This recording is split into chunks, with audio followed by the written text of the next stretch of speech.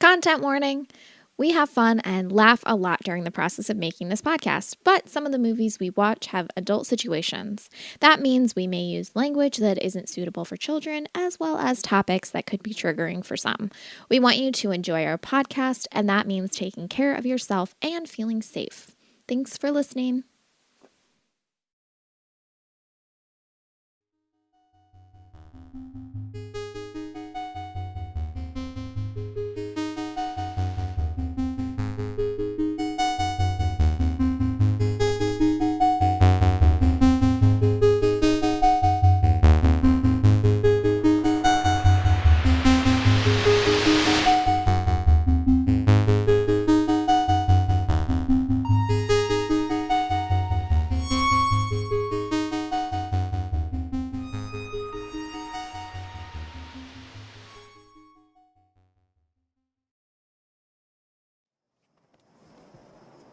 You wanted to show me? Yeah, the night.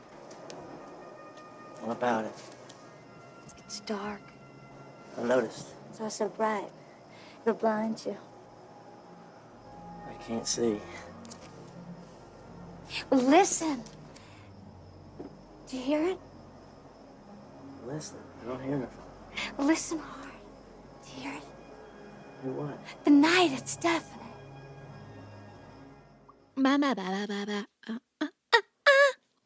Good morning and welcome. Good morning, good afternoon, and Good well, evening. Good night. bye. Sleep well. Hi. Hi, I'm Keith. That's that other guy over there. Who cares? Did you hear that guy over there? Yeah. In reference to me? Yeah. Okay. Thought. I'm Z. Tagot. I'm Z. That's Keith. And we're doing a podcast. Whatever. By This now, episode, we're going to talk about Near Dark. Dark. If you haven't seen it yet, Yeah, from there's going to be 1987. spoilers. There's going to be spoilers. We're going to spoil it for you. We probably don't have to say that every time still, but Well, if someone's new and someone's listening, basically we then spoil they're bad.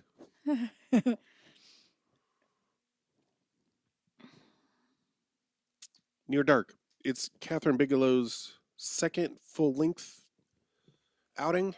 Oh, really? I thought it was her first Well, solo. it's her first solo directorial outing. Yeah. Mhm. She did The Loveless, which was co-directed with Right. the person she wrote it with. Mm. And she co-wrote this one too.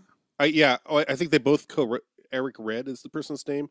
And the deal was they would co-write the script and then each would direct one of the films. So Oh, interesting. I think that was the idea. Something like that. I watched an interview from the time of its release Mhm. where she was presumably at some film festival showing it. It's pretty painful, mainly because of the interviewer. Is that the one where they're like the light coming Yeah. in, which looked cool, and then they shut the blinds, and then everything looked extremely white behind her and horrible. And I'm Yeah. like, what do you think you're doing? I know, whoever was running the camera. Man, it was Or- so painful. And then like they're adjusting her chair, and then once they get her chair adjusted, they're like, She's completely out of frame. oh, I can't even see her. And they're like, yeah, because I haven't moved the camera back yet. And they were like, oh, okay. I'm like, what? I Yeah, mean, it- it makes sense. It looked like a woman was behind the camera, so that's probably why the guy doing the interview was like, hey, I think I can tell you, even though you're the one operating the camera, I feel comfortable telling you, a woman, how to do your job. Woo! Appropriate, given the context. Yeah. So Near Dark is Oh, it's a movie. It's a movie that went places and made decisions and did things. Kathryn Bigelow, if you're unfamiliar with the name, Strange Days. is presumably, I think, still the only woman to win Best Director. That can't be right. I thought I just read that. So Yeah, but was it from 10 years ago? Didn't Sofia Coppola win, though? As of 2021, only woman to win the Academy Award for Best Director. What? Oh my god! For what Oh, movie? no, I'm sorry. It's a list of... Sorry, it's a whole list of things that she's won. She's the only one, only woman to win Oscar for Best Director, Directors Guild of America Award for Outstanding Directing, BAFTA for Best Direction, Critics' Choice Movie Awards for Best Director. Gotcha. Okay. She became the first woman to win the Saturn Award for Best Director for Strange Days. Mm. My apologies. Thank you. Mm-hmm. So, where do we start? So I watched that interview and I watched. I just want to say, it was really funny because we watched it with the intention, like most of the time when we do like movie watches for the podcast, we intentionally plan movies to watch for the pod. We don't just like watch a movie and then after it's over be like, you want a pod about that? We like, oh yeah, we watch movies with intent. So we'd planned to watch this for the podcast, and when we finally decided to, like going into it, Keith,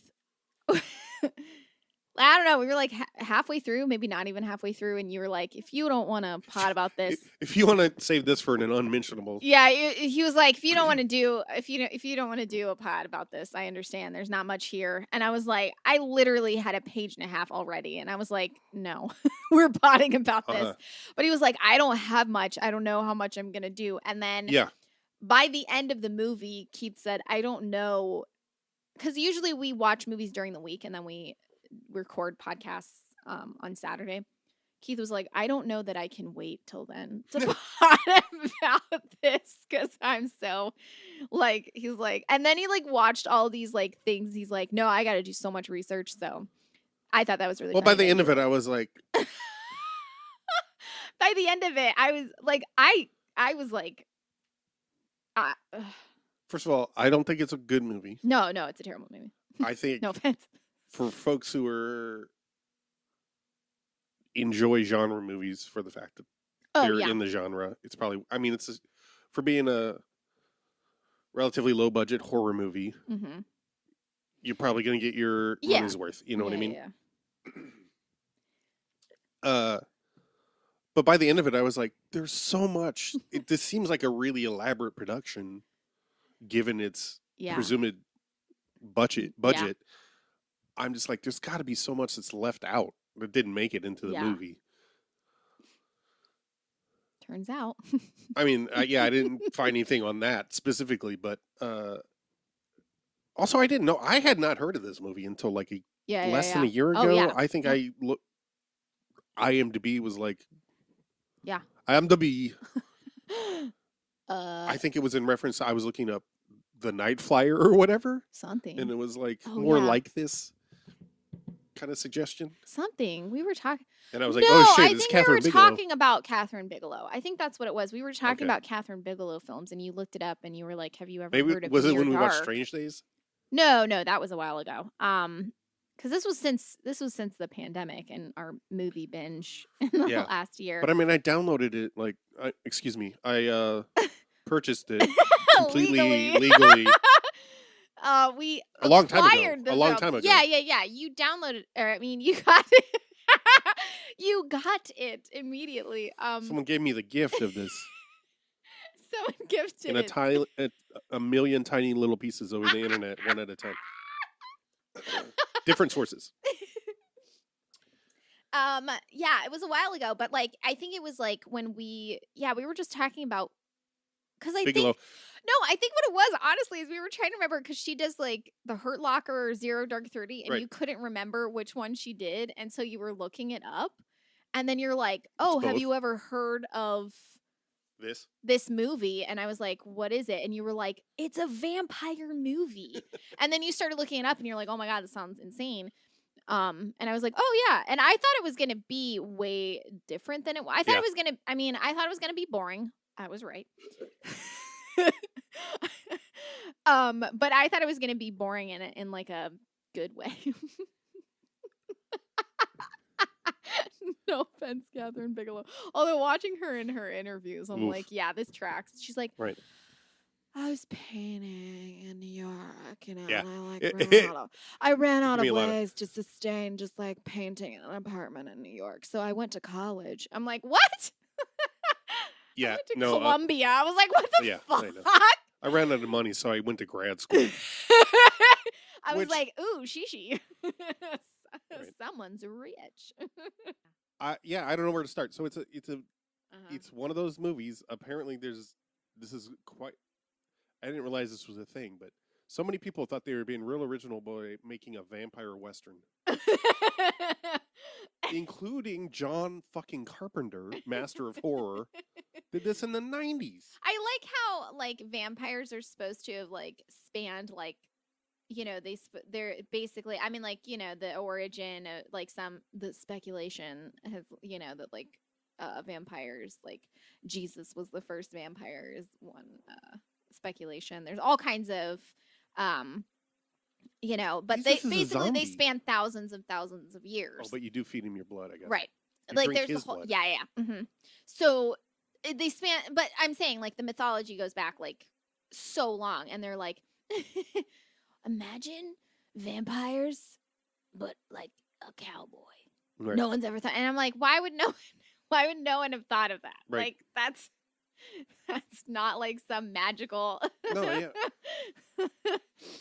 And specifically vampires, like Yeah. That's what I mean. Like why would you, like, if they existed like in like, since like ancient Egypt and shit like that, then Right. why would you think there couldn't be a cowboy Right. vampire? I mean, like, fucking Bram Stoker wrote Dracula in what, the exactly. That's what I'm saying. 1500? God. Right. Exactly. Right. Like it's none of it makes sense. But like, yeah, this movie. So like the movie opens, I just want to say this. The movie opens with Nathan Petrelli as a Adrian Pasdar. And Nathan Petrelli is who he played in Heroes. Oh. See, and I know him as Major Talbot from Agents of S.H.I.E.L.D. So he's in like a truck or something, and he gets out and he takes his hat off, and immediately he has like the worst helmet hair ever, which I thought was a nice touch. I was like, that's a good touch, because like he would legit, like, Yeah. they didn't, I was like, okay, I appreciated that. But then him and his friends turn around and they see the lead singer of the Cocteau Twins eating an ice cream cone.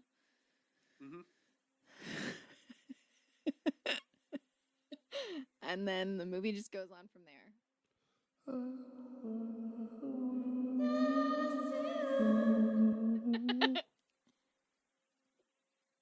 Yeah. This movie is just, obviously it's a vampire movie. It's one of those, like, it feels like one of those, like, I have issues with those movies that try to be like, we're like, this movie is a vampire movie, but they never say the word vampire. And I'm like, whoa, okay. We know it's a vampire movie. Like, it's like people aren't watching this because they hate vampire movies, Right. you know? It's like that thing of like, Well, people aren't watching this movie, well, yeah. turns out. But like that like, I'm so smart. Like, I'm making a genre movie, but I'm doing it better than anyone that, Sneakily.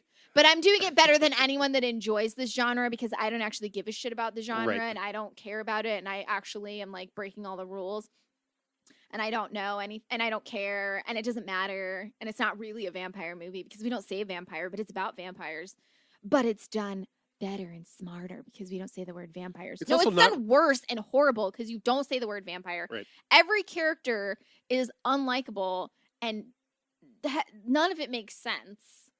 No. And no one has any motivation for why they hate each other or why they get Do along. anything. Yeah. Honestly. Nothing is clear, also. No, nothing's Nothing explicit. is clearly stated. It's all assumed. Yeah. And then you're right about it. Like, they're always right. Like, oh my God. Yeah, so roughly So many people are in this too.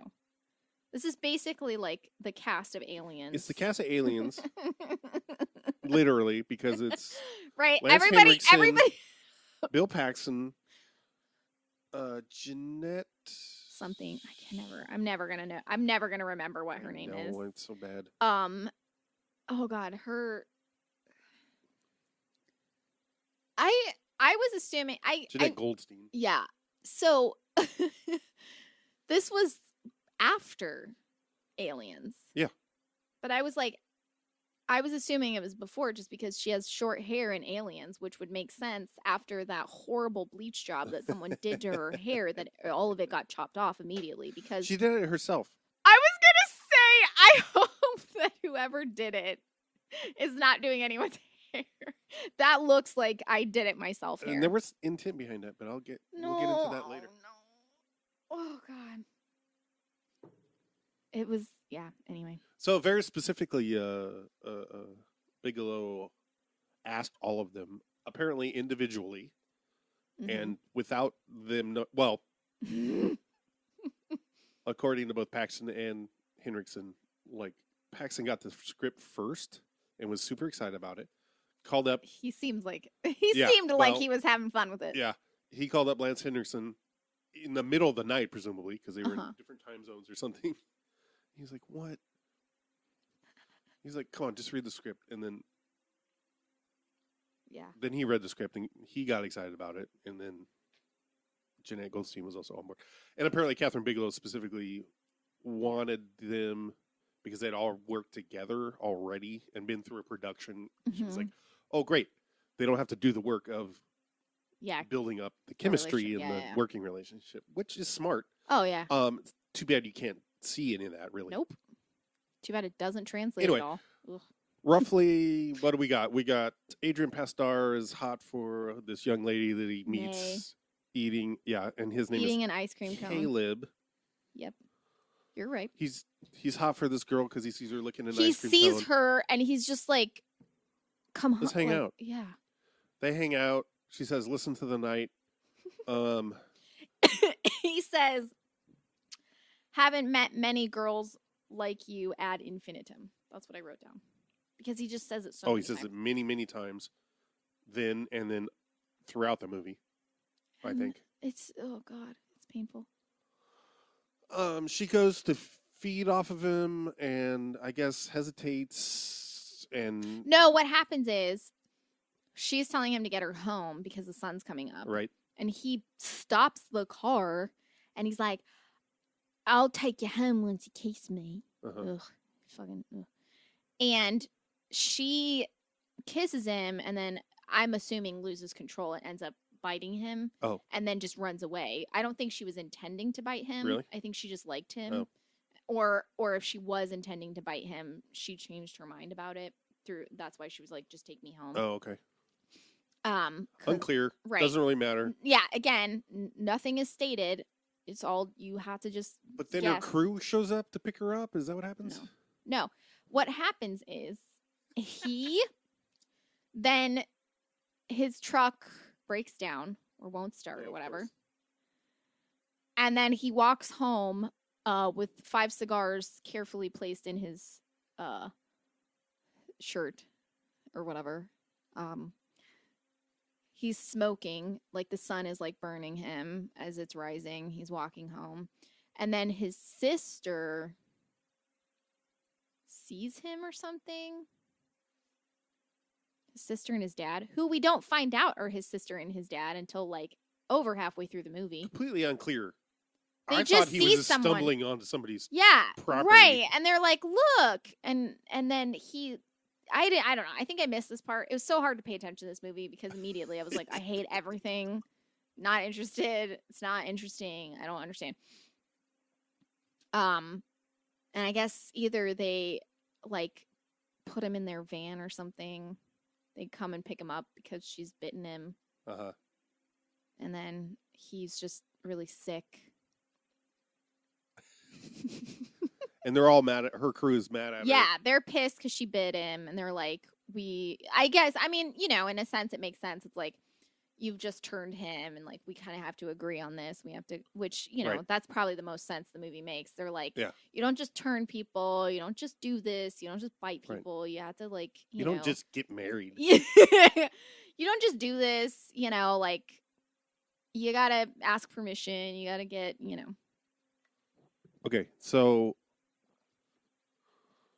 eventually, Caleb's dad goes to the cops. His dad is played by. Does he go to the cops? I don't know. I don't remember. Yeah, You'll find that's- out- you'll I was trying to find- remember because You'll like, find- why are the cops after them? Oh no, the cops are after them because the cops were after them. Are you Oh, talking about the shootout? Because they murdered.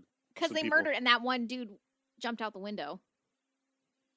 And then the sun came up 12 seconds later because night lasts 20 minutes in this movie. Yeah. Every night, they're always like, fuck, the sun's coming up. Despite that, Despite most the fact of the that movie was shot at night. And also despite the fact that they've just left their hibernation for the day because the night's here. They're like, oh, we can go out. And then as soon as they go out, they're like, fuck, the sun's coming up. Yeah, I'm like, I know. how far do you travel to get to a bar? Like, calm the fuck down. But yeah, they kill everyone in a bar. And then, but like when Adrian Pazdar is tasked with killing someone, he hesitates and the dude just jumps out the window instead. I think it's Adrian Pazdar. And he jumps out the window and he goes and gets the cops who then come after the vampires. Oh, okay. Yeah, because he's in the back of the car. They, Oh, okay. yeah, and it's literally like not even 20 seconds of him just being like, oh god. There's a lot of people in this movie.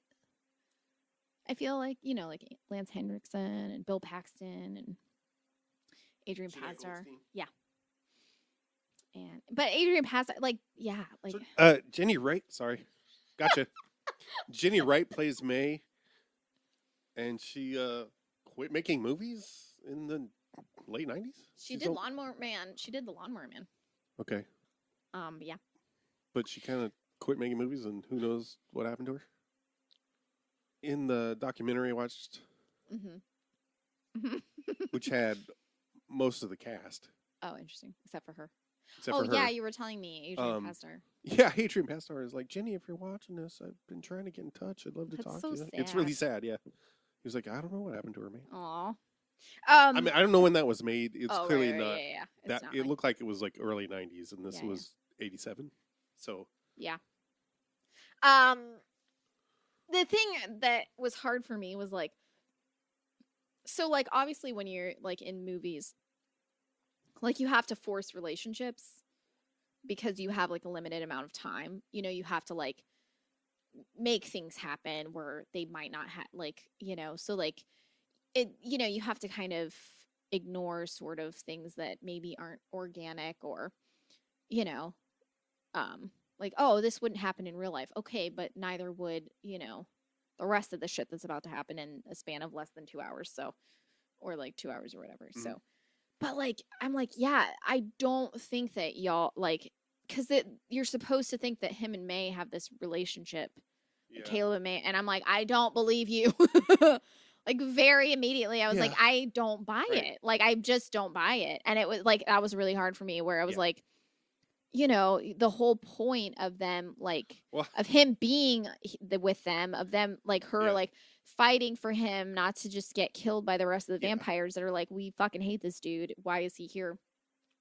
And him like sticking with them for as long as he did, and everything is supposed to be based on their relationship. That I was like, Yeah. and There's no not to say like their chemistry was off, but literally just like Ugh. the story itself, like Yeah. they literally he drives her to a horse, like his farm, I guess, where the horses there run away from her because she's a All right. vampire. They do a They're frog like, Luca.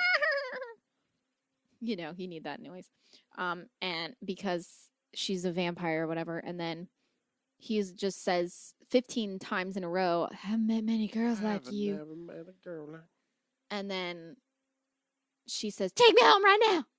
And then that's it. And I'm like, this is what?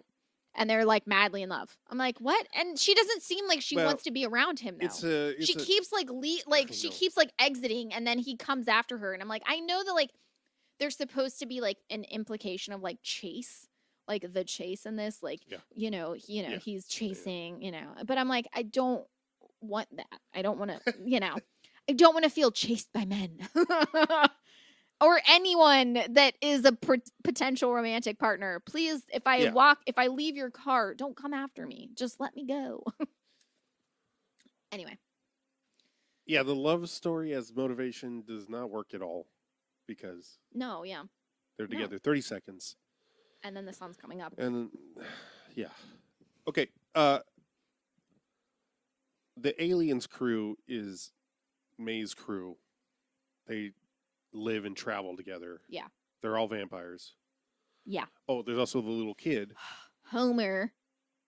Which they all call Boner. No, they don't call him Boner. They call him Homer. Tomato, potato. They just are. They all have like Southern accents, quote unquote. So. Yeah. So here's one of the. Do we want to keep going on the plot? Oh yeah, whatever. I don't care. Because I got all these fun stories to tell that aren't about the plot. Oh, I don't care. Literally, the plot of the movie is that they are vampires and they're really bad at knowing when the sun is coming up. Yeah. And despite also, having been vampires they're very, for very hundreds of years. Yeah, and they're also really bad at like subtlety. They just walk into a bar and like just kill everyone there. Also, they have a habit of just burning down a place where they've burn fed places down. They don't care. And yet somehow magically no one's aware that they exist. Yeah, I know. Yeah. So, it's great. but basically the plot of the whole thing is just them like the main plot is just watching these vampires be annoying and not wash themselves ever. Yeah, they're all dirty and they're filthy disgusting. And, they have disgusting clothes. This is like a thing I fucking hate. Like I hate this. I hate seeing it in movies. It's such like ugh. Just people that like literally have just like dirt around on their faces and just like there for the whole movie. And there's a bathroom there the whole time. It's not like they're underground. Just getting ignored apparently. Yeah, they're just like, I don't really have to wash my face. I'm like, Anyway, so they're just like dirty and unwashed the whole time. And that's pretty much, and they're just like trying, like the whole movie, Adrian Pasdar like basically refuses to feed on anyone. Yeah. He feeds on May though. That's because that works. She feeds on people and then he feeds on her and then they're pissed at her because they're like, you can't do that. Like that's not sustainable. Right. Which I feel like that's true. Like it's a good metaphor. Right. But and they keep being like, he can't stay with us if he can't like kill he's got to get a job. Yeah, basically. He's got to bring some bacon. Yeah, they're like, if he can't, he's got to contribute. Yeah, if he can't contribute, he can't stay. They're like, end of story. And then, but the secondary plot is basically that Adrian Pasdar or Caleb's father is looking for him, played by Tim Thomerson. Tim Thomerson, or as I know him from Xena, Meleager the Mighty. You'll totally, if you've watched anything from the 1980s or the 1990s, you'll probably recognize Tim Thomerson. You've probably never heard his name because I hadn't before this. Now I will never forget it. Meleager the Mighty is Caleb's dad. So Caleb's father and little sister are like crossing the country to try to track down because Caleb, the cops which doesn't aren't make any doing sense. Which doesn't make any sense because like, why are you going to take your like 8-year-old child around the country? I guess she doesn't have school. Apparently she's not in school, and apparently your veterinary business. Yeah. Well, I guess apparently. So, the implication is that it's over summer, so maybe she's not in school. Well, that's right. But maybe she's homeschooled. Yeah, and then basically it ends with. And they eventually catch up. Yeah, it ends with them like crossing paths. But there's like a scene where it doesn't end there. That's like there's another half hour to go. That nothing happens in. Correct. Except a few blood transfusions. Apparently, you can reverse the turning. If you just transfuse. your blood with someone else's. Just anyone's, because it doesn't matter. Which Caleb's dad does to him. Which makes some sense. Because he's a veterinarian, so he does human transfusions all the time. And but Caleb says he says something like, "Have you ever done a transfusion?" Or like, "You gotta transfuse me." And I'm like, why would you know that? Correct. And two, glad your dad's don't like, I don't know. Also, like, the implication is that all of his blood is gone. Yeah, complete reboot. So I guess Complete his dad's blood reboot. dead now. Right. Because, like, how do I you don't know. fill up someone's... I don't know. And but then, once the whole crew bites the dust, except for May, because she's, you know, even though she kills people all the time, she's, you know, wants to suck Caleb's dick or whatever, so he's like, gotta save her life. He gives her a transfusion with his own blood. And then she's saved. So clearly, it doesn't matter what blood type you have. No. Or they just happen to be the same. Who knows? But he didn't check. He doesn't have any, because she's so dirty and disheveled. I doubt she has, like, a fucking card that tells you. Well, she is the cleanest of She is the cleanest of the them. clan. Homer's the worst. Homer just... I hate Homer so much. Yeah. I hate Homer. Yeah. Homer's the worst. Well, also, how about how he falls in love with Caleb's 11-year-old. No, not 11. She's like 7. No, she's like, she's like 8. Okay. But I think Homer's supposed to be like 11. No, I think Homer's he's body? like 10 or something like that. Whatever. Maybe 10 or 11. He sees her when they're at and he loses his fucking shit, and he brings like her home. Brings her back, and he's like, "She's mine." It's really creepy. I mean, like, I get it in the sense of like. Well, except for I get it in how the they sense, make a big deal, not right. a big deal, but multiple comments about Homer is a vampire, an old ass vampire in a child's body. Yeah, and he's like, they call him old man and stuff. Right, and like he makes a big deal about how he's a man in a child's body and all that stuff. Okay, I guess someone didn't rip off Anne Rice at all, but because that's the whole thing. Or Ayn Rand. No, that's the whole thing with like Claudia from Interview with a Vampire. Is she gets turned into a vampire as a kid, and then she's like forced to like. Oh, the body doesn't age at all? The body stays a child, and she freaks out because she's like, I'm always gonna be like. She has all this knowledge, and she's like, you know, going through the years with them. I could be so good at sex. And she's just like there's this one scene where she tries to cut off her hair, and it immediately grows back because how you're changed as a vampire is how you stay forever. And she's like, I'm never gonna age, I'm never gonna grow up. But she falls in love with one of the other vampires, and she's like, I'm a child, and we can't be together because I'm a kid, and I'm always gonna be a kid, and I'm never gonna be able to be an adult. So, right, but like clearly that's what they're trying to imply with Homer in this. I'm an adult in the body of a kid, but they don't do any like world building on it. Right. It just like it's said, and they call him old man, and he says it flippantly.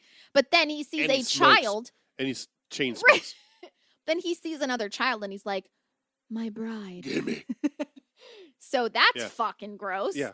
In multiple ways. So many different ways. Yeah. But yeah, he's like so possessive, and he like literally immediately like literally physically is like attached to her and like won't let her go and shit like that. And he's like, no, she's mine, she belongs to me and shit like that. And he obsesses over her. Yeah, that's one of the main problems is like all the things that seem to be driving the plot and motivating people are not built upon at all. But also they're given no but they'll say one thing and then immediately do another thing. They'll do like one thing will happen and then the opposite happens, and it's like, you know, like like she's eating a fucking ice cream cone when he first meets her, and then when he's turned at first, he tries to eat a candy bar and immediately throws up. Yeah. And I'm like, what can he eat then? Can he just eat dairy? I don't What the fuck?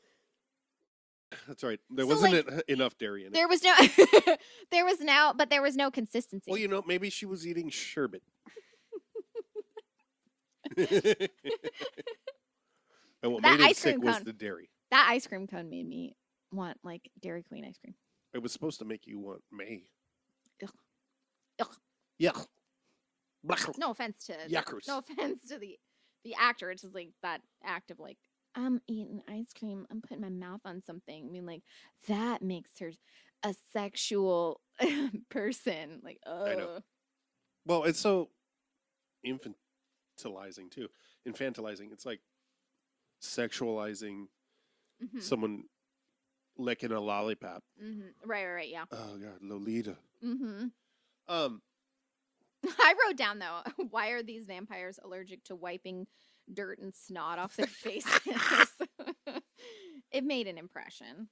So some standout. There's some really interesting visuals, I thought. Oh yeah, I think like There's a million shots where there's like fog or smoke and it's backlit and you see figures in the fog or whatever. Yeah. There's a ton of those. I love them. No, it looks this movie had a lot of style to it. Yeah. That was the thing. I think that was the thing that I felt disappointed in, Right. because I just wish they had washed their faces. Washed their faces, and it could have exponentially looked cooler. Anyway, See as notes. what?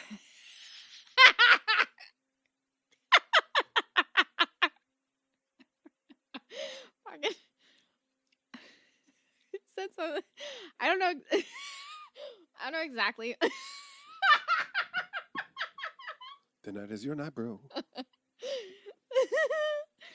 I said something about like, why is this style? Because I said this movie is highly stylized, but then I made a note.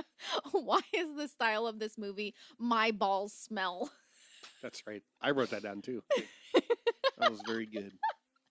I have a couple notes about the bar scene. Well, can I describe it first?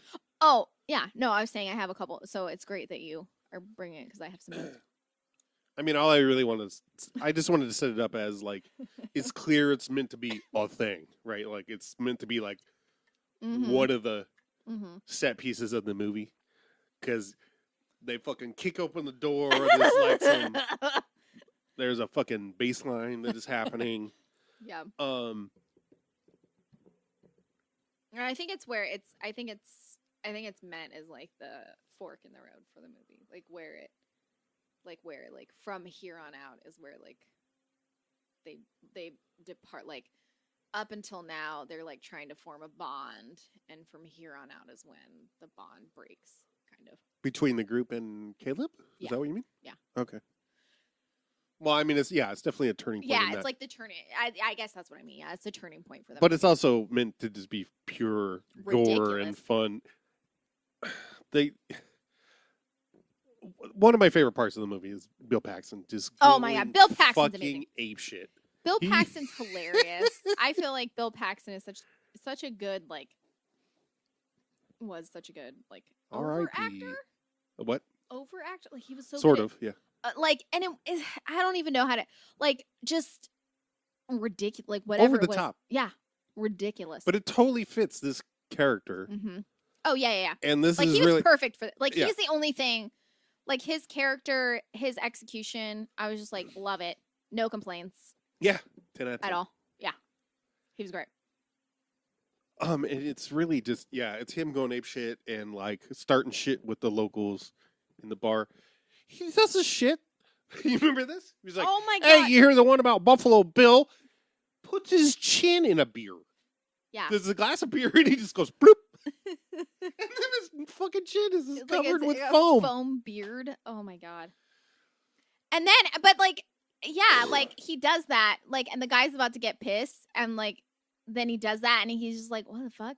And he's like, this guy's all right. I'm gonna buy him a drink, and it's like kind of a great scene. I mean, then it goes south. The whole sequence is like, insane. It's so almost amazing. Right? Right, yeah. And that's kind of the movie in general. It's one of those where you're like, oh, it's so close. Yeah. And that's why it's so frustrating. Right. This one being the ultimate of correct. The pinnacle of that for me. And then it resolves with, okay, they kill everybody one at a time. Yeah. Slowly? Somehow, yeah, it takes a long time. No one tries to get away. No one tries to get away. At all. This young kid, I mean, he's probably like early 20s or something. But for some reason, is standing there the whole time with the pool cue. I mean, to be looking fair, skirt. that's exactly what I would do. And then they save him for Caleb. You know, they're like, all right, buddy, it's your turn. He can't do it. Mm-hmm. And then finally the kid... Oh, that's right. I wrote down... hang on. Yep. I wrote something down, your guys. Skin? Is it? What? Is it about your? Does it start your skin? My skin? Not your skin, but there's the quote that you wrote down. Start as. Oh, it's not a quote. Okay, I wrote down a quote from this. Yeah. The last kid gets away when his homophobia overrides his fight or flight or freeze. Yeah. Because he's like been there the whole time, and then finally it's like, he's for you, Caleb. And then he starts moving towards him, and the kid's like, no! And jumps out a fucking window. At one point, Lance Hendrickson, when the waitress that he slits her throat. God. I know, that's terrible. It's kind of funny, but he says to her, your skin is as soft as a preacher's belly. Oh, yeah, what? I was like, what? And then he's like, you know what I mean? Or something like that. Yeah. I'm like, no one knows what you mean. No. That thing where like someone says something really like nonsensical and then they're like, you know what I mean? And people are like, I know what you mean. I'm like, nope. No, I don't. Can you, what? Never felt the preacher's belly, and I don't feel like it would be soft. I don't know. I mean, I know I don't feel like, I don't know. Is that better than a baby's bottom? Yeah, right? Like, oh my Also, I like when they first come in and all sit down at the booth, and then Homer is just sitting on the table smoking, and the waitress comes up and he Rips antagonistically rips a piece of paper, but like such a fucking attitude about it. Like, ooh, look at me, I'm ripping a piece of paper. I'm like, literally, she wishes you were dead. She does not give a fuck about you or what you're doing right now. So but also, speaking of skin, when Paxton's character is about to feed, and he was like, I hate it when they ain't been shaved. Yeah. Which would be Mia's. Yeah. But also, I felt like, I don't know if this was intended, but that whole sequence, it seemed like, I felt like, I was like, are they trying to imply he's bi? Or like queer? Not even that it's done in a bad way. It's just like, I couldn't tell because like he gets really close to the guy's face and he's like, oh, I hate when they. That's kind of why I liked it. Yeah, right. It's not done. It doesn't seem like it's done in a like queers are bad kind of way. Yeah. So like, I was like, oh, that's an interesting thing. But I think there was a lot of improvising going on. That would make sense. Especially so there was a little inconsistency. Oh no. One of the many inconsistencies in this fucking movie, but I felt like it was like a sequence, an inconsistency in the way that they shot something or like edited. A continuity. Yeah. Thank you. Yeah. So when the bartender is spending 45 minutes putting the shotgun shells or whatever in the gun. Yeah. Can you get closer to that microphone? Yeah. I don't know how much closer. I mean, I'm like on. Are you able to point it towards your face more? Mm-hmm. Like that? Yes. Does that help? Okay. Yes, thank you. So, so the bartender, sorry, I like forgot what I was saying. So the bartender is like, he's like loading the shotgun. And like this goes on for far too long. Like he's shaking and like can't get the bullets in the gun. I'm like, well, okay. But I feel like they repeatedly show him putting them in the gun, but like then he's like shaking and can't do it. And I'm like, how many?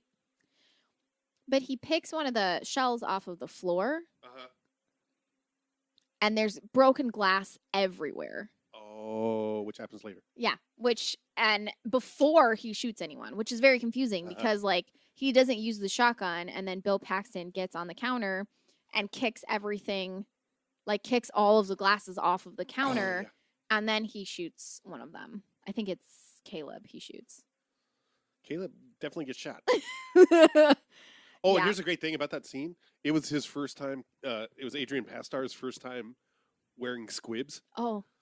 And his reaction to the shotgun is his reaction to the squibs. Like, his wind got knocked out of him. I bet. But God. It looked good. Yeah, it was stayed in character. They did the scene. That's the take they used. Nice. The first. It looked. Yeah. It definitely. It definitely looked like he definitely like looked like he was. that was the thing that was interesting about it, is that he didn't seem like hurt. It seemed like he was shocked. Yeah. And that's what made it seem Right. believable. Totally. Because you wouldn't just be like, "Oh man, this hurts." You'd be Yeah. like, "What the fuck is happening?" You You'd know, be I feel Lori like Metcalf on the ground with her legs up in the air, right? Yeah. So, even if you're a cop. so after they leave the bar, then they go. The sun is coming up magically again for the fucking 10th time in the movie. Well- This is just like repeatedly. Anytime they Yeah. go anywhere, they're like, "The sun's coming up. Fuck, we're gonna die," and it's like life or death, trying to find. So they find a bungalow, and the cops come to the bungalow because the This is kid another got great away. sequence. And they're like, it's daylight. Oh my God. This whole scene. I was like, what the fuck? Because nothing is consistent in this one scene. There's no consistency in anything that happens. Oh God. Again, Homer, hate him. Yep. I wrote, hate this kid. Rude. I know. That was my note. Can't stand this kid. Like, it's clearly daylight. Like, the curtains are drawn, but it's very clearly, like, bright. Yeah. There's a knock on the door, and they, like, peek out the window to what is clearly daylight, and Bill Paxton's face bursts into flame. And he's like, "Oh, daylight!" And then Homer starts screaming, "No, not daylight, no!" And I was like, what the fuck is going on? Like, what is the danger here? Like, just don't open the fucking door. Right. I don't, like, what? Like, the danger is, like, immediate. They don't give a shit about anything. They're just like, "Not daylight." And I'm just like, oh my God. Like, calm down, it's pretty everyone. wild. So immediately. Just the fact that Paxton yells, "Fucking daylight!" or whatever. Yeah. It's like, oh my God. But then, like, so many inconsistencies from then on about the daylight and them. Just in this one, it's like a 10-minute maybe sequence. I mean, it feels like it's 45 minutes long, honestly. But literally, what, how, or when they catch fire on how fast, according to daylight, is not consistent whatsoever. So, I mean, like, there's like the cops are like, there's like a ton of cops surrounding them. Also, they have automatic weapons. They have what look like M16s. I mean, not only, but why do you have, the cops have fully automatic weapons. So. And there's a shit ton of them. There are so many of them.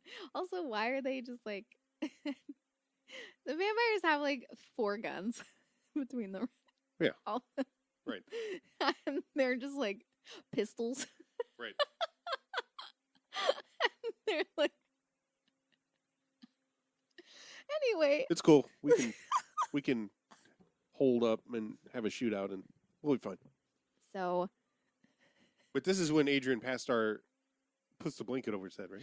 Right, but like up until then, it's confusing because they catch fire through their clothes, but yet the curtain drawn doesn't catch them on fire, which doesn't make sense because or a blanket. Yeah. And it's not like a thing. It's like literally if the sunlight hits a spot of their clothes, they catch on fire. Right.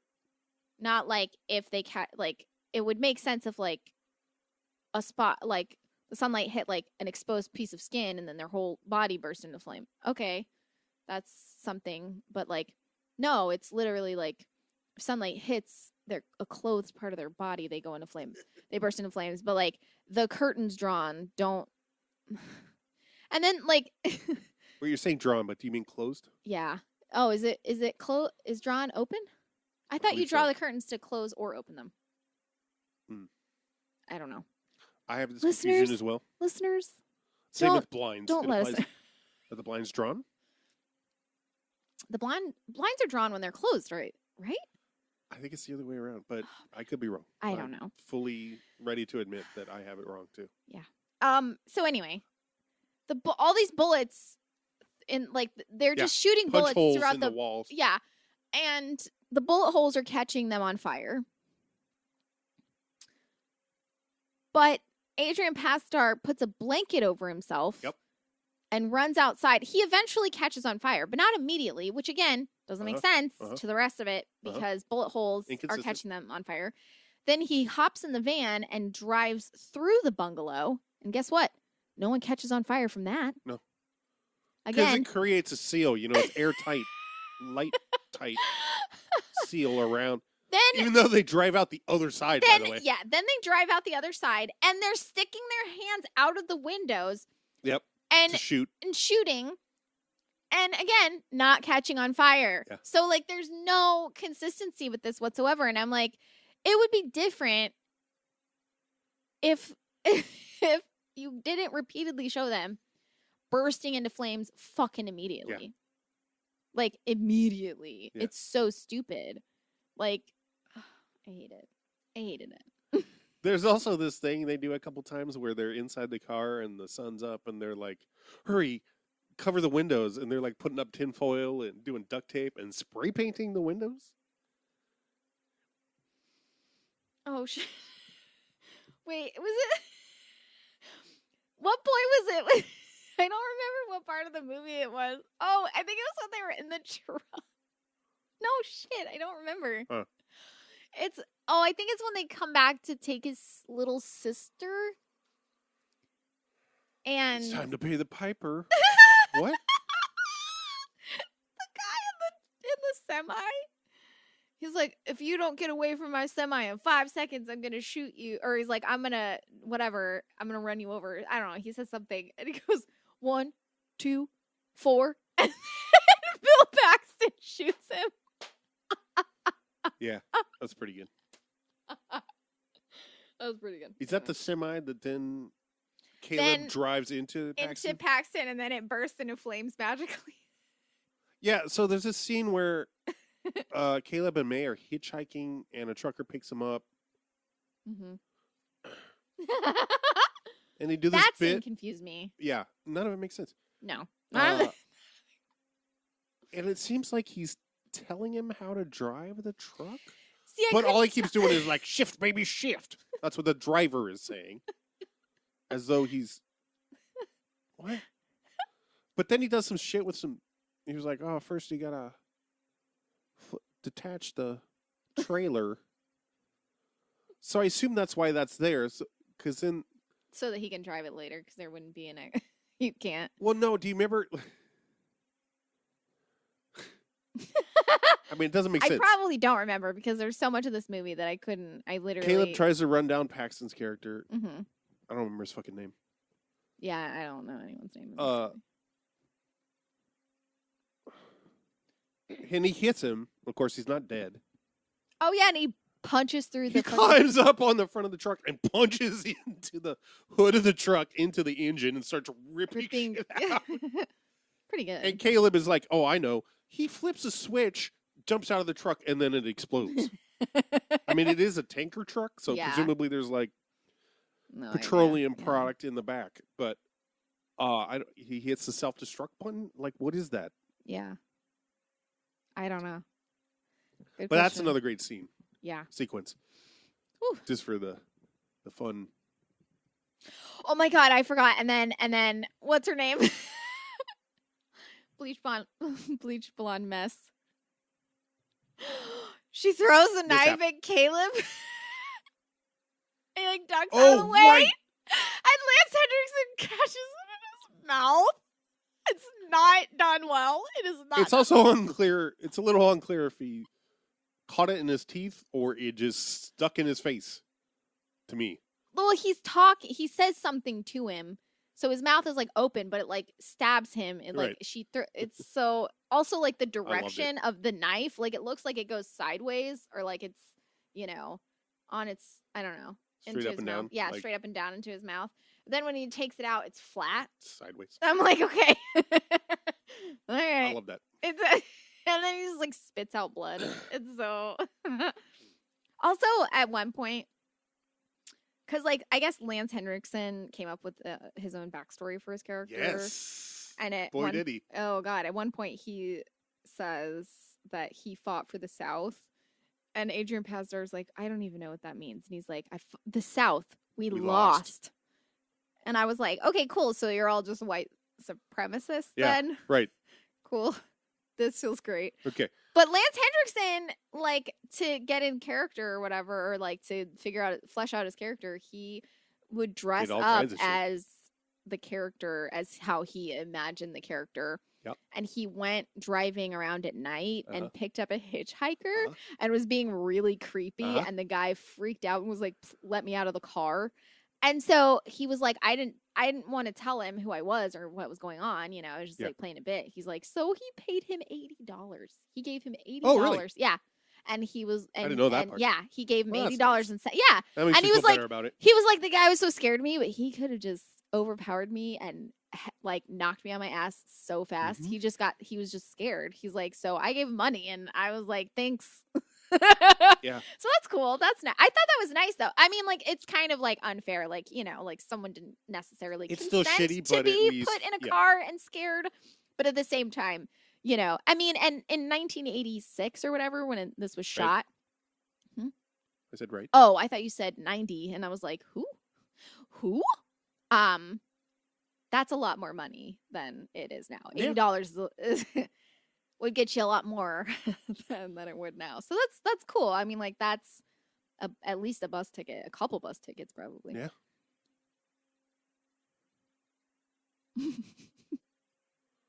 Is that a good time? Is this a good place for me to go into stories, or did you want to? Oh, please. Since you brought up that. Yeah. Stories away. Yeah. By his own account, Lance Henriksen did a lot of work for this character. It's just sad because I know. Also, it's like just wasted. I mean, he's wasted in this movie. Oh yeah, I feel like that about him in every movie, though. That's fair. I mean, I know he's even kind of just on the one episode of Hannibal he was on for 5 seconds, right? Even in Alien vs. Predator.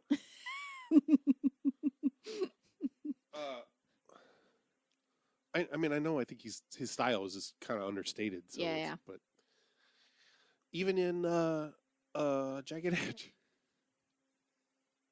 Is he in Jagged Edge? Yeah. Oh my God, that's right. He's in it for like 5 seconds. Yeah, he's part of Coyote's team or whatever. I'm a cop. Yeah. What are you doing outside? I just need some air.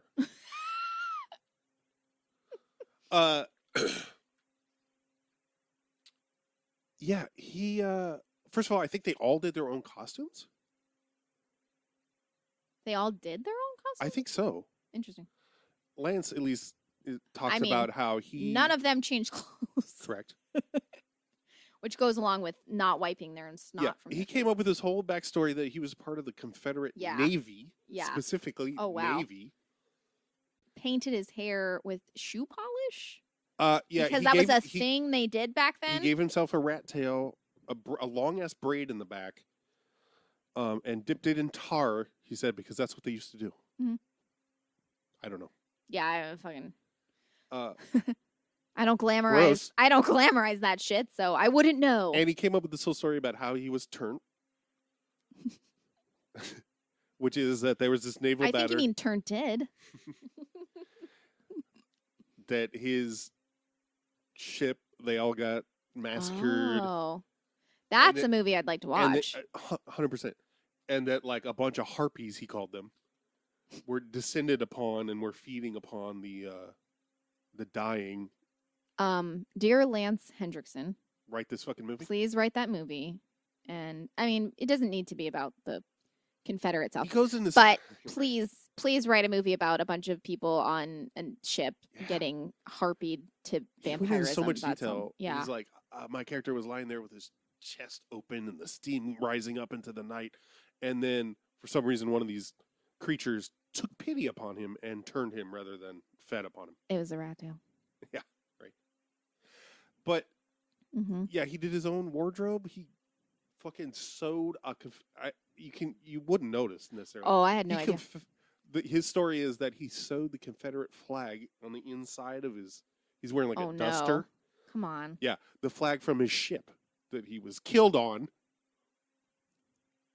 Yeah. What? Yeah. I mean, I don't know why why are white people like why do they talk Keith, tell me. Why do white people I've never in my life understood the holding on to that as like the history that you hold on to. Agree. It's a whole thing. Like, and also it's like definitely a whole thing. Oh, I know. I was gonna say True Blood. Like True Blood is all like the vampire like Rebel South.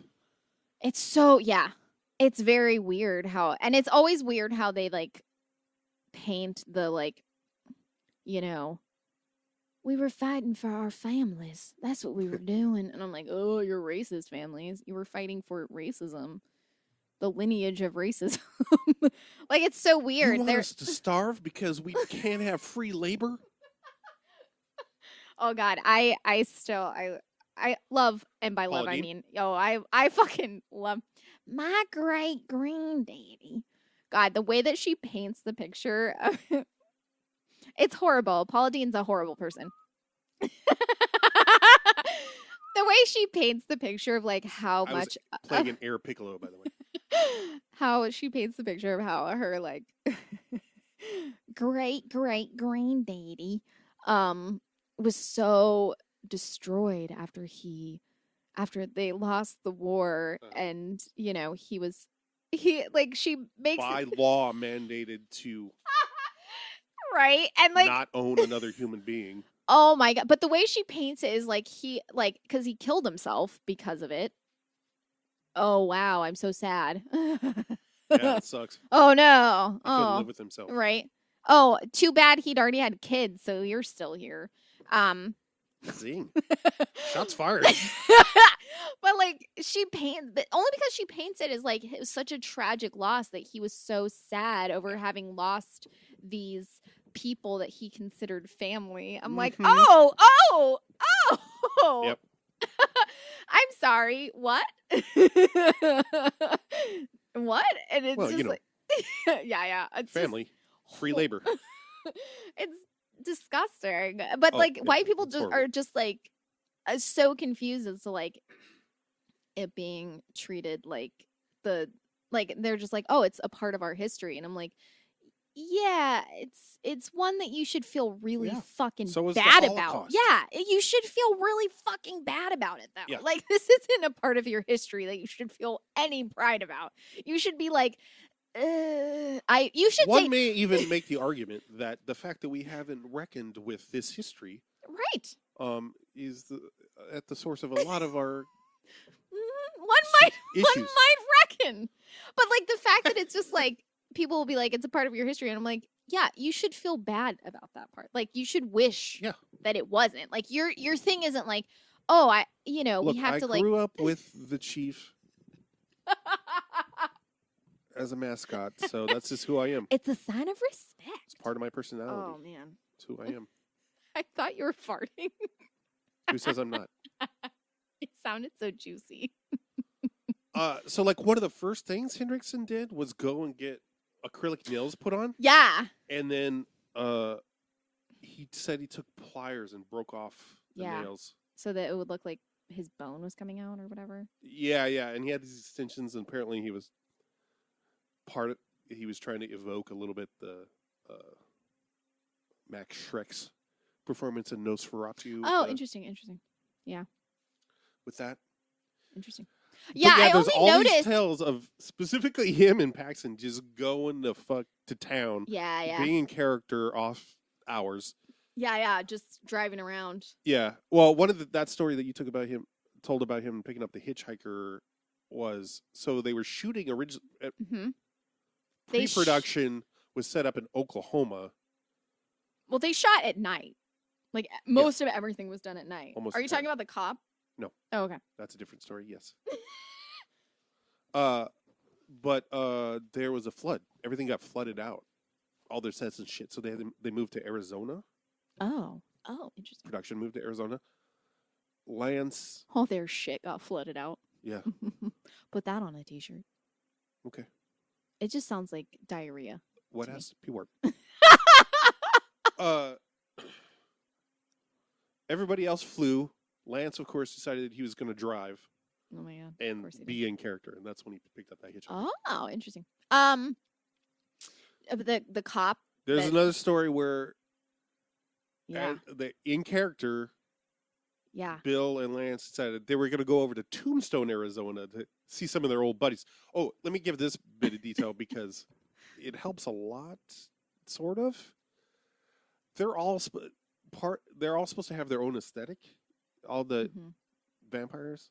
Mm-hmm. So Lance is from Civil War era. Mm-hmm. Paxton is supposed to be more of a Wild West kind of cowboy, like Wild West. In quotes. Cowboy, full-on cowboy. That's why he's got the spurs and shit. Oh, right. Oh, yeah, his spurs that he loves to cut people's throats with. Jeanette Goldstein is supposed to be, like, I think she says, like, 30s or 40s. Like, oh, no, yeah, she's supposed to be from Depression era. Mm-hmm. And that's where her hair came in. She was like, oh, I wanted to come up with something that was what you would do if you wanted to try to look glamorous but didn't have means. Mm-hmm. So she just did a peroxide dye job. Oh, my God. Yeah, and specifically wanted the roots to show and shit. Wow. And then Homer's supposed to be like a 50s greaser type or some shit. That must be why he looks so fucking greasy. Yep. Ugh. Not a fan. But as far as I know, they all came up with those stories. Like, I don't know if Bigelow... Maybe not Homer. Yeah, right. No offense. No offense to that actor who's my age or much older than me. But what else did you tell me? I still he's don't in remember. River's Edge. Oh, I just fucking hate him in River's Edge. Yeah, That's the first time. I don't even remember River's Edge. I just know Keanu Reeves is in it and Crispin Glover. Motherfucker. Food eater. Crispin Glover has like a really horrible wig in that movie. That's all. I literally haven't seen that movie since I was probably like 15 or 16 years old. I shit you not. And I was like, in my late and I'm like, teens. Crispin Glover's horrible wig, because those things stick in my mind. Yeah. You can always clock a wig. Yeah, I can. I hate them so much. They decide to drive into Tombstone, Arizona. Mm-hmm. They have a convertible. Mm-hmm. They get pulled over by the cops just because Lance is speeding. He's driving and he's speeding. He thinks he's doing like 80. The cop pulls him over and, basically it's this whole thing about they stay in character. Yeah. Bill Pullman, to his credit, he was like, I grew up getting hassled by cops because I was a fucking hoodlum or whatever. Yeah. So I was I was like, no, let's not do that this way. But Lance was doing his best to like intimidate the cop and like, oh yeah, getting in his face and stuff like that. He said at one point the cop was like looking at his license or whatever. He looked up and Lance was just like staring down his nose at him, and the cop instinctively reached for his gun. Anyway, he let him off. Yeah. Apparently, because he was like, "Fuck this." Yeah. Okay, we're gonna take a break real quick. Be right back.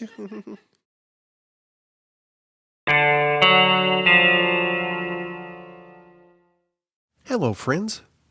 Keith here, with just a quick note to let you know that we will be going ad-free, kind of.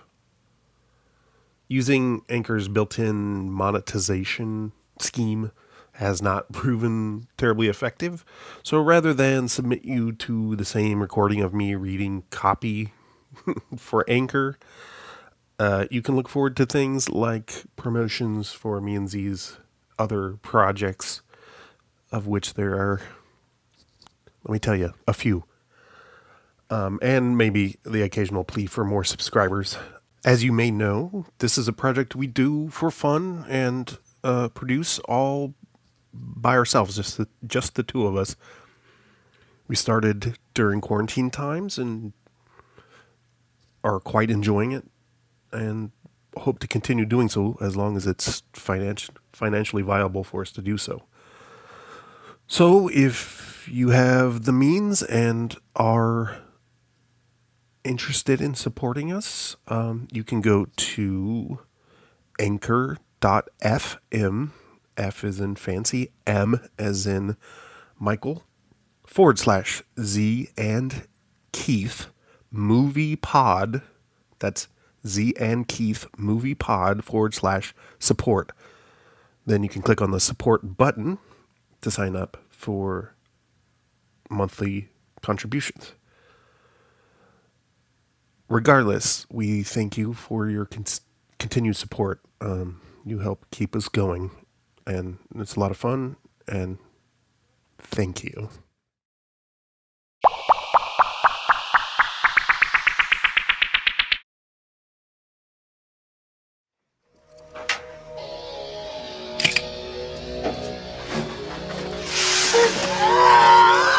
Fucking daylight!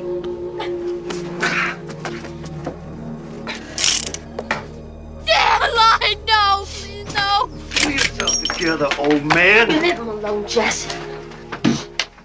So there's this other time. There is this other time where, when they were shooting the scene,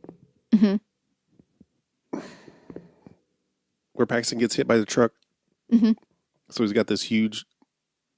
He's got this makeup that makes it look like he's got a huge gash over his face. Oh, right, because he gets run over by the. Yeah, He gets run over by the Caleb semi hits or him whatever? by the Yeah, semi. yeah, And okay, then okay, he okay. climbs up.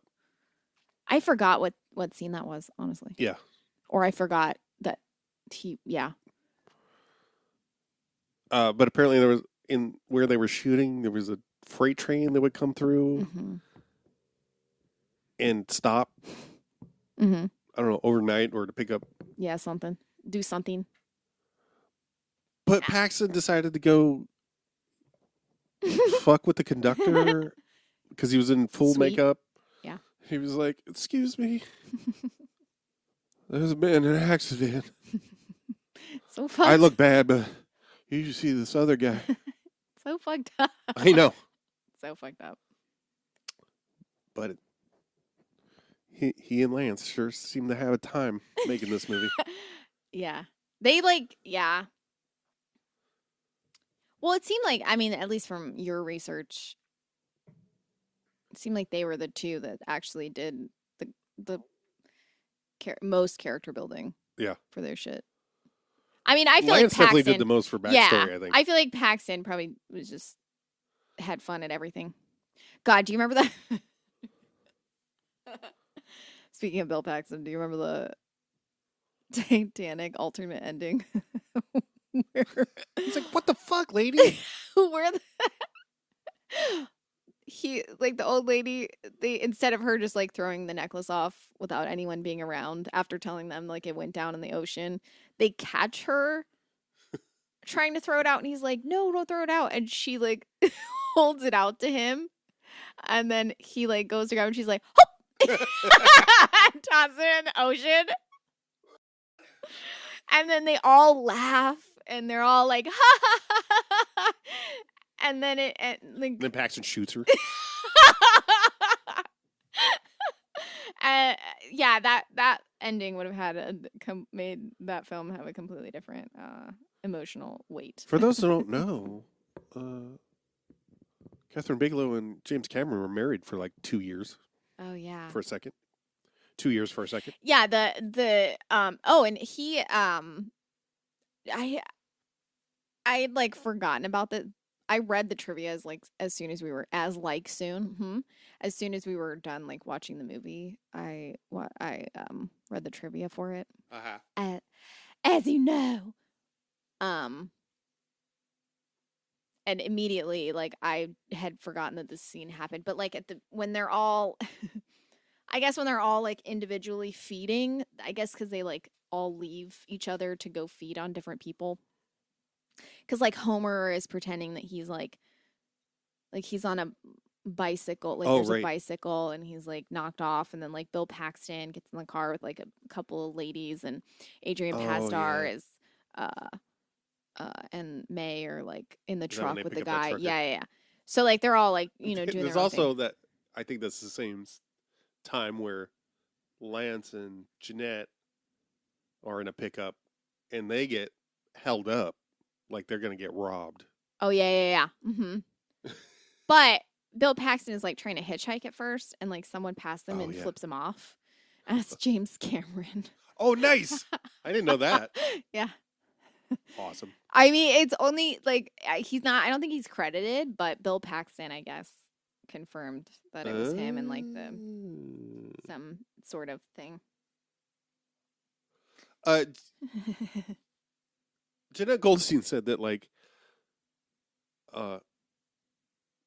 there really wasn't an opportunity to not be in character because when they weren't shooting, they were all living in basically the same conditions as their vampire fam because you know, they were just all put up in the same hotel and Yeah.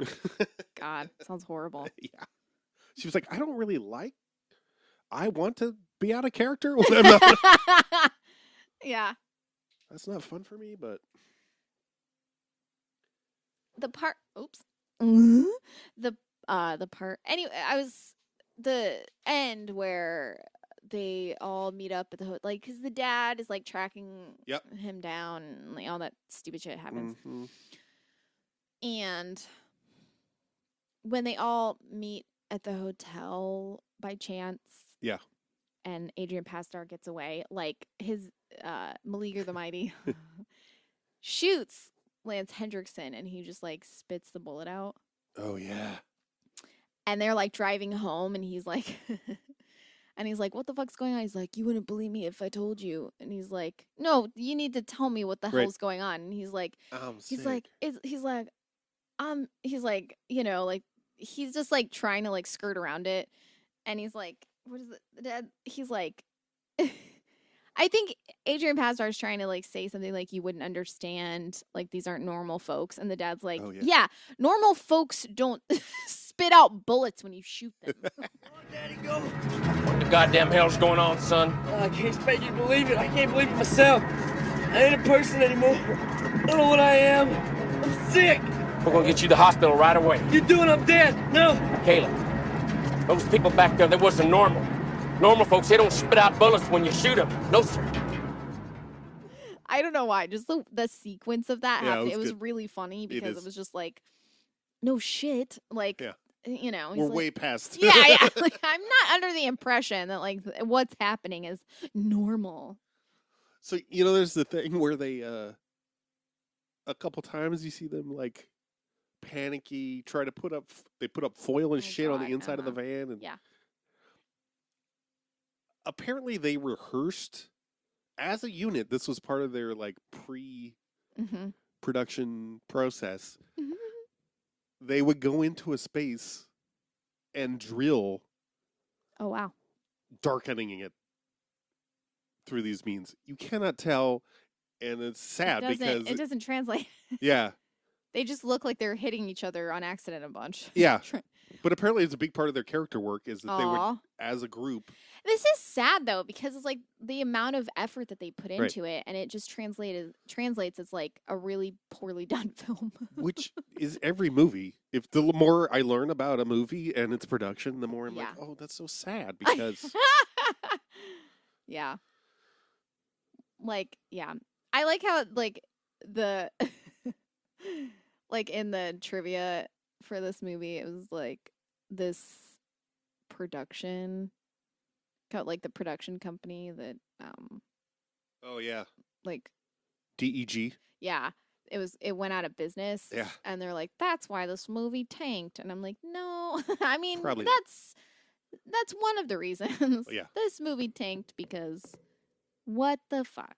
Well, it also didn't get marketed very well. Well, yeah, I mean that's part of why. Yeah, but like, but... yeah, like it's just not. I mean, it's not done well. Oh.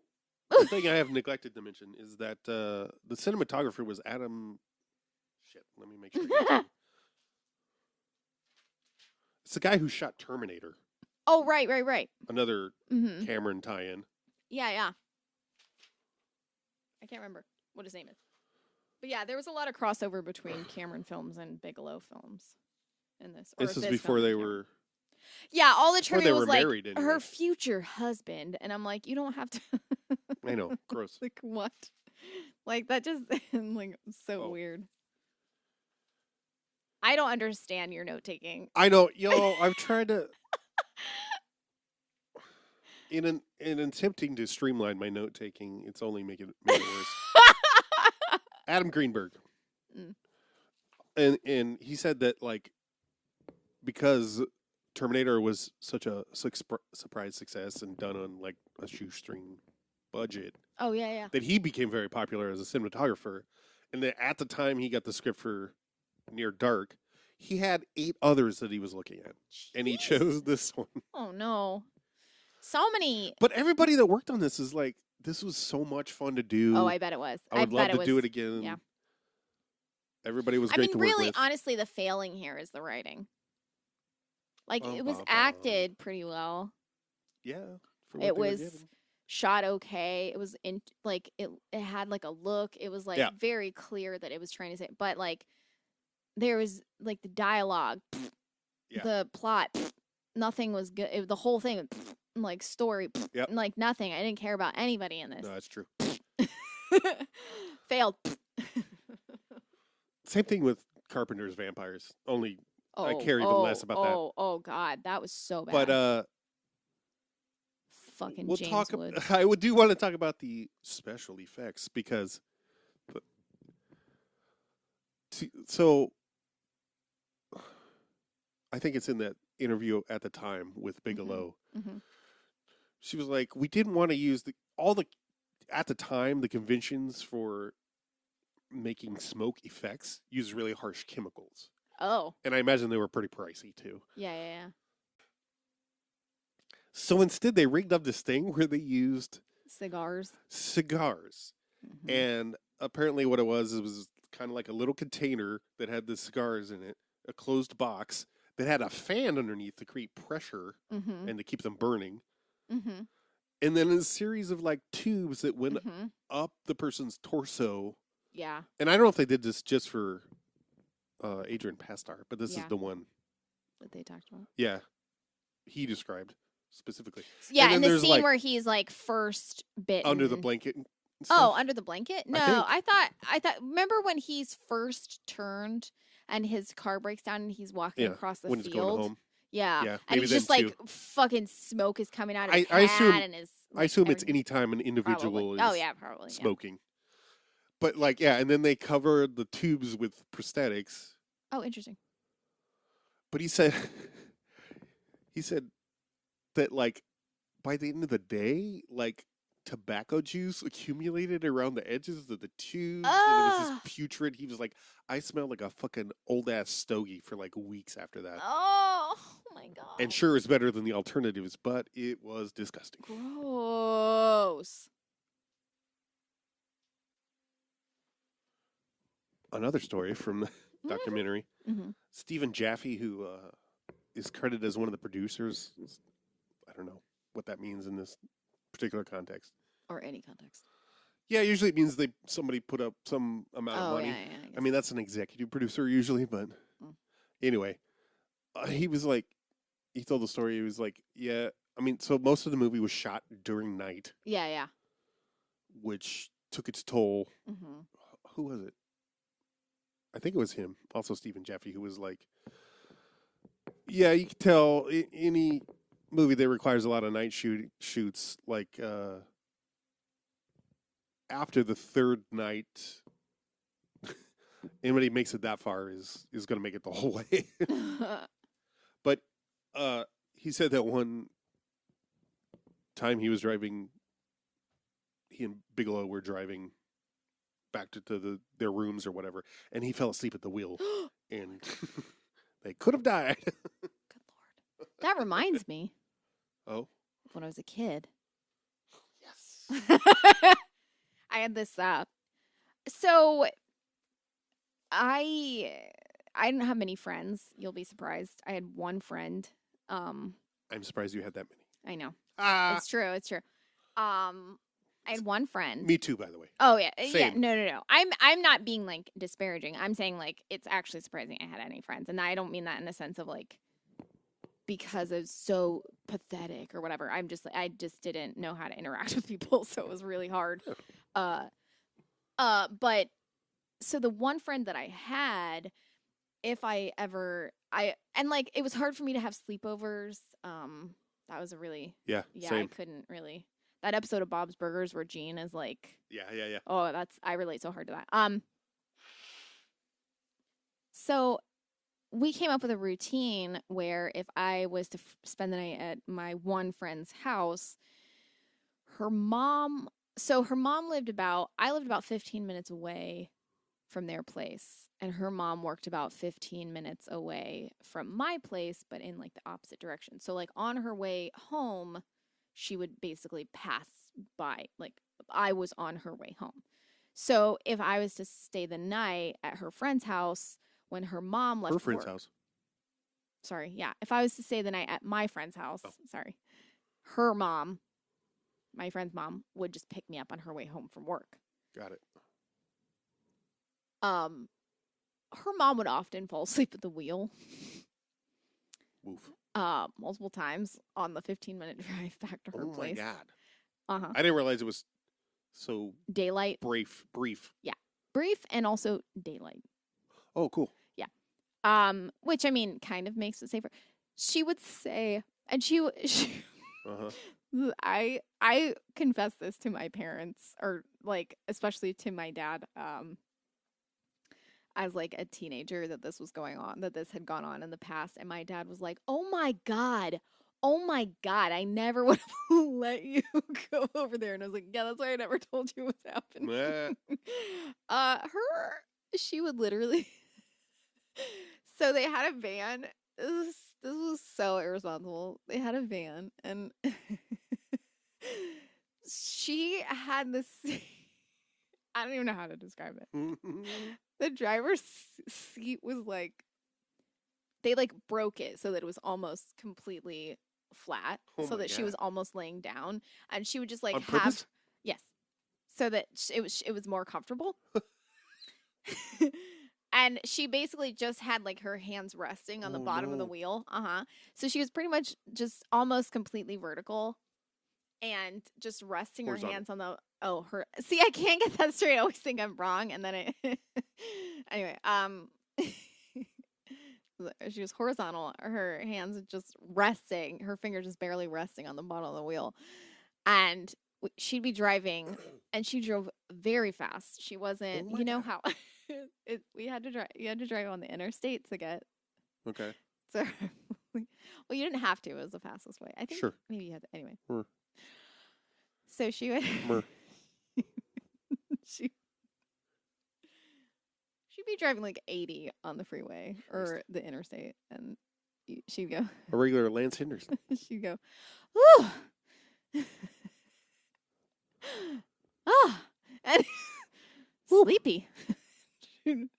Like very clearly was like slipping out. Oh no. We would get, anytime we got to a stoplight, she would say, when the light turns green, wake me up. Oh my god. At a fucking stoplight. Which is at most 60 seconds? Yeah, it was not good. And like as a kid I was just like, this is not cool. This is like I was like aware that it was like not what you're supposed to do. But it really wasn't until I was like learning to drive and stuff that I was like, oh my god. Oh my. That is very I could have died. Also, wasn't she a nurse? No. Oh. She worked in a prison. Oh fuck. Yeah. Was she a guard? Yeah, I think. Or like I don't know if she was lunch lady. Yeah, I don't know if she was. I was under the impression she was a guard, but I cannot imagine her as a prison guard. And she didn't have a uniform, so I think she was just like, I think she worked in like the office or something for prison guards. But I think she would tell people she was a prison guard to like scare them. But she literally, I think she was just like a secretary. Administrative assistant. Yeah. File clerk. Yeah. Something like that. Yeah, I was yeah, it's pretty terrifying. So yeah, that was how I almost died for years as a every Friday night. Wow. Friday Night Live. Friday night death scare.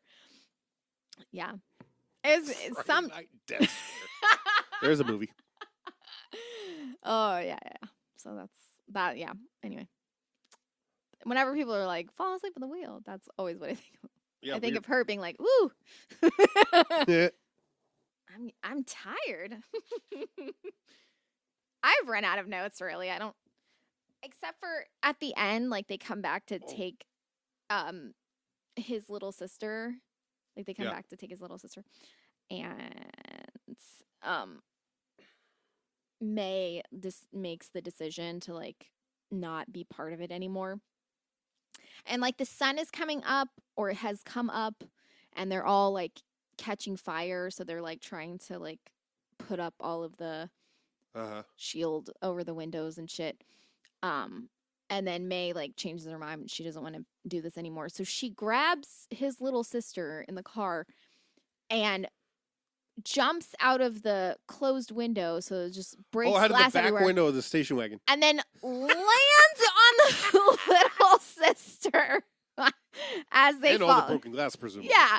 And as they like jump out of this car, this 8-year-old child, this adult vampire, jumps out of the car and just lands on her. And then again, they just cover her in a blanket and she's just fine. It's cool. Doesn't catch fire. So again, no consistency. This is after Homer explodes from sun exposure. No, he hasn't exploded yet. Oh, okay. Because he's the one that's trying to. But he jumps out. He then jumps out of the car After them. and starts running after them because he can't let this little child go. Yeah. Again, His inconsistencies. love. Yeah. Love of his life. And then he catches fire and then just blows the fuck up. And then Lance Hendrickson catches fire, and Jeanette Goldstein. Yeah. And they catch fire, and then the car catches fire.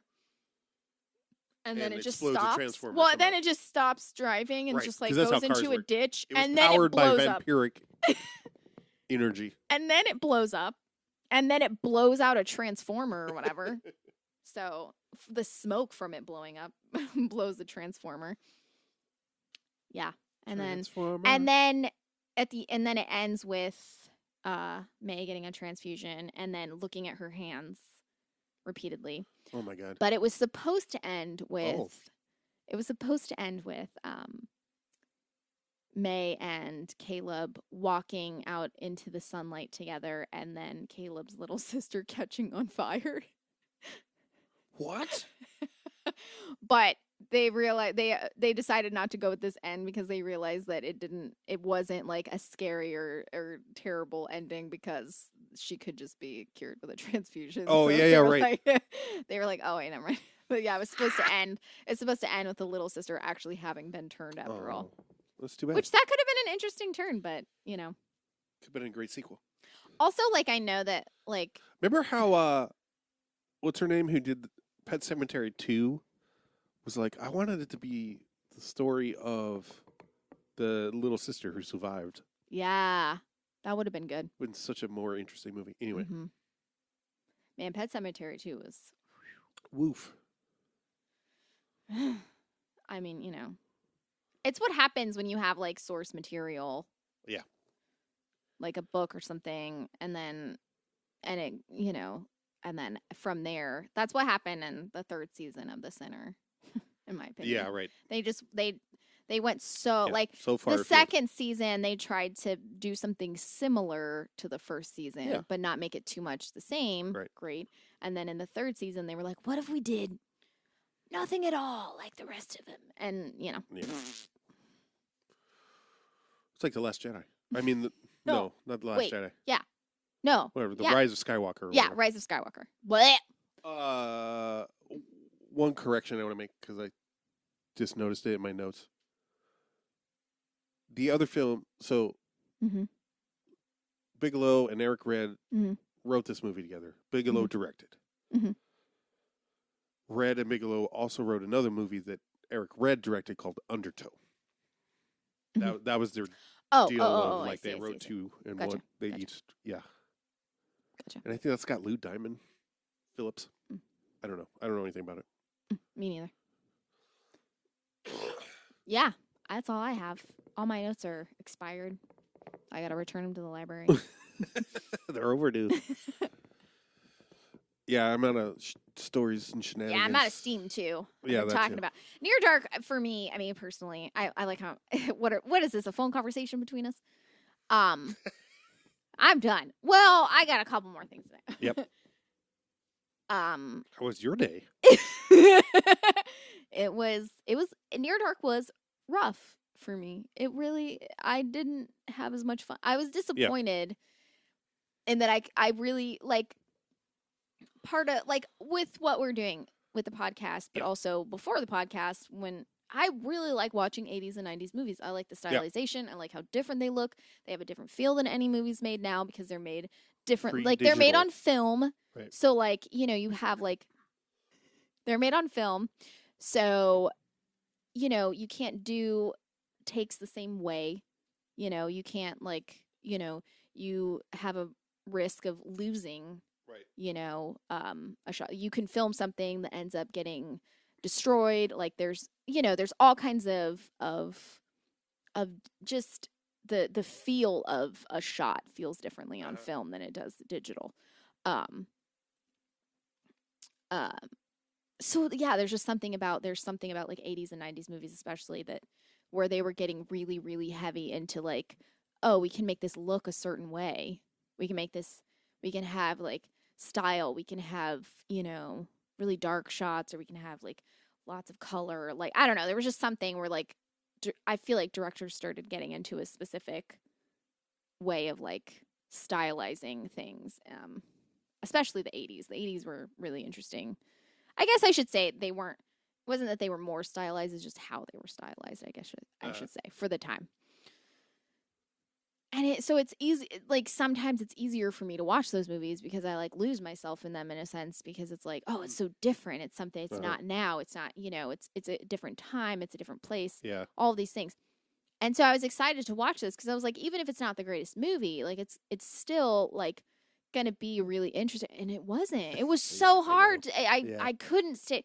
And it was disappointing because like there's so many good things in it, like in the sense of like great actors. Yeah, like Bill Paxton's performance is great. Like there's interesting stuff. Like it's not like even though it's kind like the part where the waitress who has skin as smooth as a preacher's belly, they like slit her throat and then they drain it into a beer cup. And I'm like, that could have been really terrifying or interesting, and it was shot in such a way that you only know what they're doing because they make such a big deal about her just bringing them a beer glass. Right. They don't want the beer, they just want the beer glass. Right. And if that wasn't in there, you wouldn't know what they were doing because it's shot so badly. And I'm like, ugh, like there's so much where I'm like, and there's really cool aspects of like the night, like the nighttime shot, like the shots where it's like from a distance and all the smoke, in the air, and it just, the silhouettes of people. It looks so cool, but you don't care. Like you stop caring about how it looks because you're like, I don't like any of these people. I don't care about any of these characters. I don't know why they're doing any of the things that they're doing. Their motivations are so absolutely forced and unbelievable that I can't relate to them. I think I have that general problem with vampire things in general as a genre because I don't really care. Mm-hmm. Like, what's the most...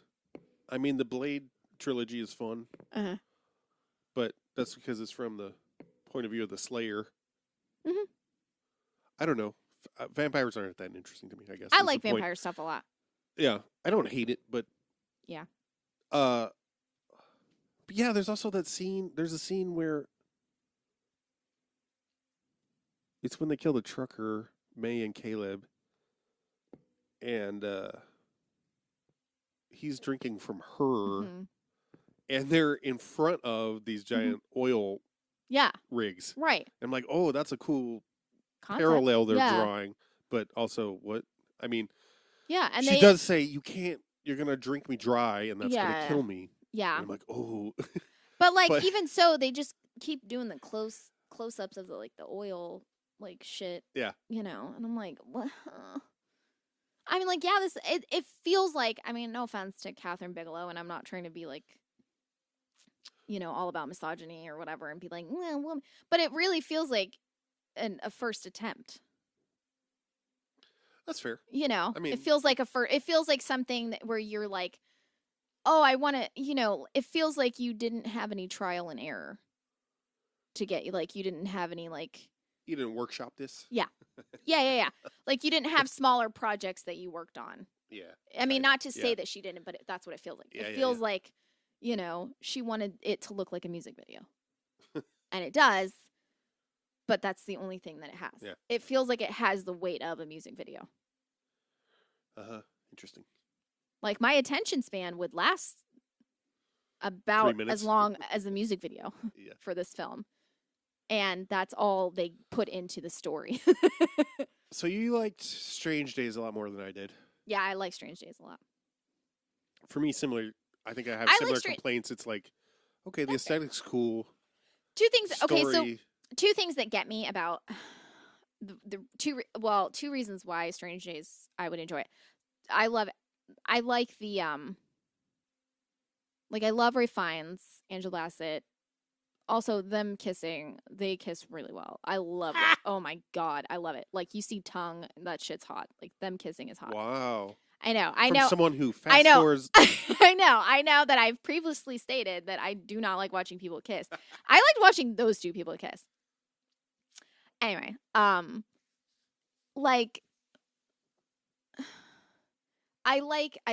such a sucker because the movie was made in like 96 or something like that. Yeah. But it takes place The turn of the century. Yeah.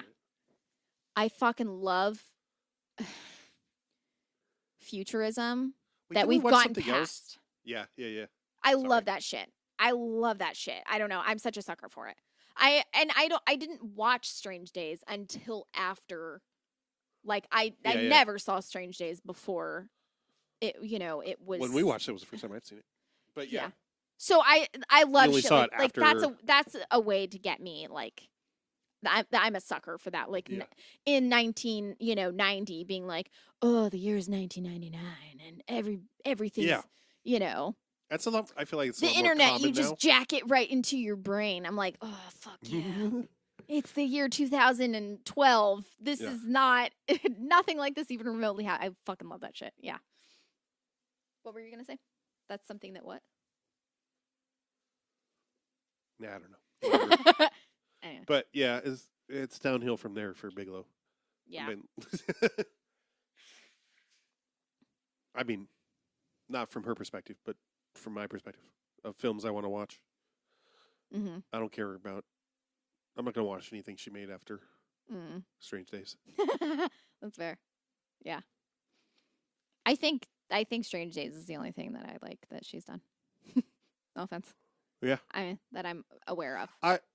Near Dark, like I said, not a good movie. No. I think it's fun if you are a horror fan and you want, if.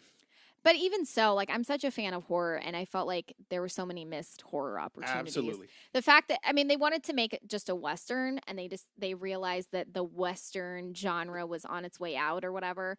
So they decided to write horror. 15 years. So they decided, but honestly, it's like, okay, but like as soon as the 90s hit, everything was like Young Guns, Western, Wyatt Earp. I know, so I'm like, you guys could have just been Tombstone. Yeah, you guys could have been in on the, ahead of the curve. Yeah. Anyway, but like as someone, I'm a big fan of horror. I mean, I'll be honest, I don't enjoy Westerns. Westerns are one of my least favorite genres. That's weird as a native person that you wouldn't enjoy a genre that specifically romanticizes an era. Yeah. I mean, believe it or not, no, I can't stand Westerns as told by white people. Western Europeans. As, like, telling the story of white people, cowboys. Anyway. Colonizers? Yes. Genociders? Correct. So I don't enjoy Westerns. The Rebel South, y'all. But I love horror, and I felt like this really missed the mark as far as horror. There's hardly any. Also, it's not really a Western. It's not a Western at all. Southwest. There's a cowboy hat in it. There's a cowboy hat. There's some spurs. Yeah. There's somebody who fought for the Confederacy. They all try to have a Southern accent as much as they can. I mean, I don't know about Lance Hendrickson because I don't. Yeah. But yeah, that's it. But Yeah. like, yeah, horror, it just really misses the mark. There's hardly any blood in it. I mean, like, there's a couple things, but like, they don't. Yeah, like, it seems like it's a horror film made by someone that's uncomfortable with horror films. So they wanted to avoid all that horror stuff, which is like, okay, but you know what I like. Also, I felt like if it was really, really trying to cash in on like, so like The Hunger is like a vampire movie that's you could see it as, I feel like you could look at it and it could seem really boring to you. Not you personally, but like to the viewer, because like not a lot of stuff happens and it's very weird and it's very strange. It's mostly atmosphere. Yeah. Which I was thinking was going to be what this would feel like. Yeah. And I was like, okay, it's going to be, but I felt like this was trying to be like, I felt like this was like, how do we cash in on that hunger shit? Like, I feel like I was trying to... hunger shit. I felt like it was, like, a really poor, like... I get that. Yeah. It felt like the only vampire movie that they'd watched was The Hunger. And they were like, how do we write something about vampires? And their only reference was The Hunger. And they're like, okay, well, we're not going to say the word vampire. Done. It's not going to be sexy. And also, they don't really do any, like... They don't really do any blood drinking. They just kill a bunch of people. Yeah. And they, like, imply it, but they don't...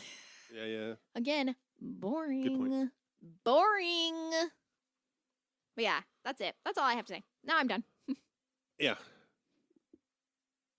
Yep. You would not recommend, I would say, I'm assuming, I would say only if...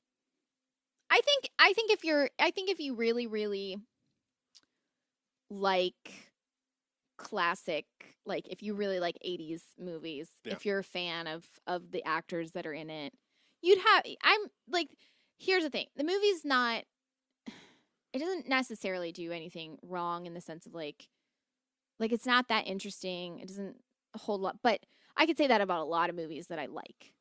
Yeah, there's no major offenses. Yeah. It's just... yeah. It's just, it didn't do much for me. Yeah. That's basically it. Like Hardware. Yeah, like very similar. Like that one was It's really sad that... Like there really was missed so many... opportunity. Yeah, it just felt like it like missed the mark. Like it could have either been like really, Right. really, really funny. Right. Or really just like... But it just like tried too hard. Like when you tried too hard to... It felt like this movie felt like it took itself too seriously. That was it. Yeah. Like I'm Despite Bill serious... Paxton's performances. Exactly. Right. 100% correct. Yeah. So I'm not saying don't ever watch this movie. Yeah. I'm just saying you probably would get bored and start looking at your phone immediately like I did. Key will be like, right. did you see that one part? I'm like, I must have missed it. Because I was looking at Facebook. Yeah. And Twitter and Instagram and playing a game. And designing a house and all those other... Soundtrack is by Tangerine Dream. Yeah. Though it's not used very well. Yeah. There wasn't much. I didn't really... There's a Cramps song in it, did you say? Yeah, during the bar scene, the soundtrack varies widely. It goes between... It'll switch between, like... The opening track is probably Tangerine Dream with, like, some heavy synth bass line that's, like... lets you know that some ass kicking is about to go down. But then it shifts to like a country song. Then it shifts to the Cramps doing Fever. Yeah. And then it switches to another country song. It's Yeah. It's disjointed. I mean, it's kind of how it feels when you're in a bar and there's a jukebox. Yeah. And you're not the It's one true. controlling. And every other song is chosen by somebody else, not 3 in a row or whatever. Yeah. That's all. That's plenty. Yeah. Oh, my hip just popped. I will say the interview that I've referenced with Bigelow and the documentary about with all the cast members, I watched off of YouTube, so they're not hard to find. Just search. And they're probably more interesting to watch than Just the movie search itself. Painful Kathryn Bigelow. No, don't put painful in there. I think this movie apparently this movie does have quite a following. I didn't know that. Like I said, Makes sense. only heard of it. Yeah. I mean, yeah, this is a movie where if I Booty saw hole it, too dark? Bigelow Near Dark. See you later.